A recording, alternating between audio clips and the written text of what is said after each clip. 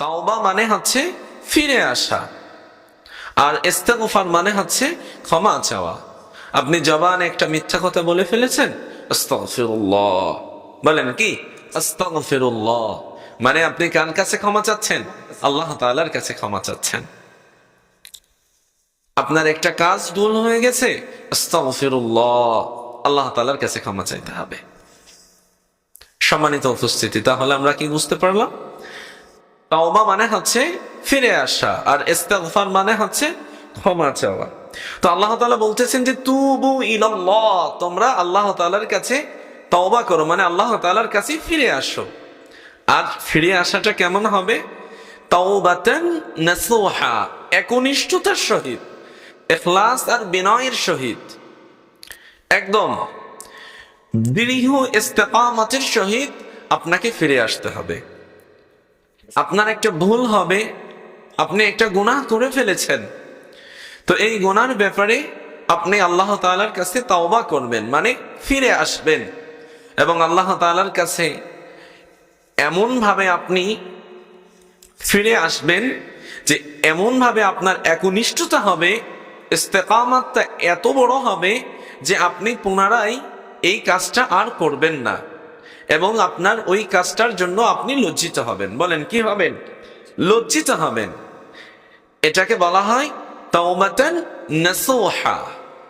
যে ভুল আপনি করেছেন সেই ভুলের ব্যাপারে আল্লাহ তাআলার কাছে ইখলাস আর বিনয়ের সহিত, খুব দৃঢ় একনিষ্ঠতার সহিত আল্লাহ তাআলার কাছে ফিরে আসতে হবে, এবং পুনরায় আপনি এই কাজটা আর করবেন না সে ব্যাপারে আল্লাহ তাআলার কাছে অঙ্গীকার করতে হবে, এবং যে কাজটা আপনি করেছেন সেটার ব্যাপারে আপনাকে লজ্জিত হতে হবে।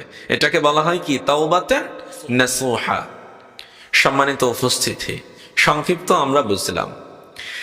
রাসূলুল্লাহ সাল্লাল্লাহু আলাইহি ওয়াসাল্লামের যে হাদিসটি আমি পড়েছি, রাসূলুল্লাহ সাল্লাল্লাহু আলাইহি ওয়াসাল্লাম বলতেছেন যে কুল্লু বানি আদম খাত্তাউন, যে প্রত্যেকটা বনি আদম সন্তানই গুনাহগার।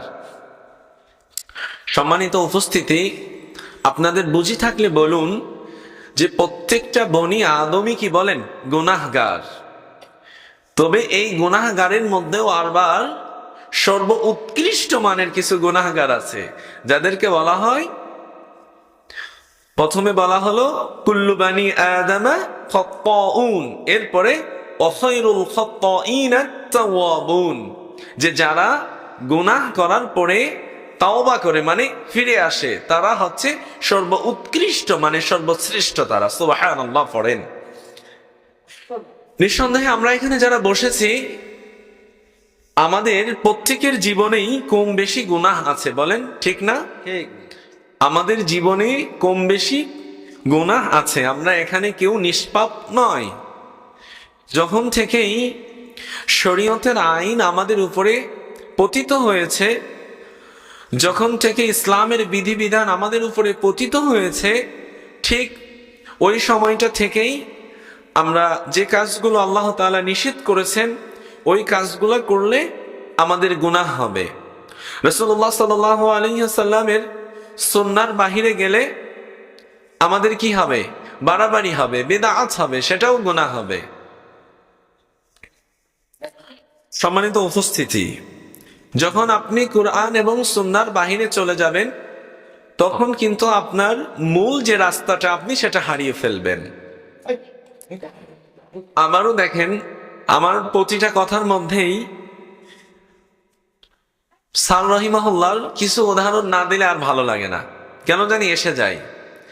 যখন আপনি কোরআন এবং সুন্নাহর বাহিরে গিয়ে আপনার মন গড়া মতো চলতে যাবেন, তখন আপনি বিদআতের মধ্যে নিমজ্জিত হবেন। আর বিদআত কি? স্যার রহিমাহুল্লাহ একটা কথা বলতেন যে বিদআত একান্তই ধার্মিকদের পাপ, যেটা মানুষ সওয়াবের আশায় করে। বলেন, কিসের আশায় করে? সওয়াবের আশায় করে। বিদআত একান্তই ধার্মিকদের পাপ, যেটা মানুষ সওয়াবের আশায় করে।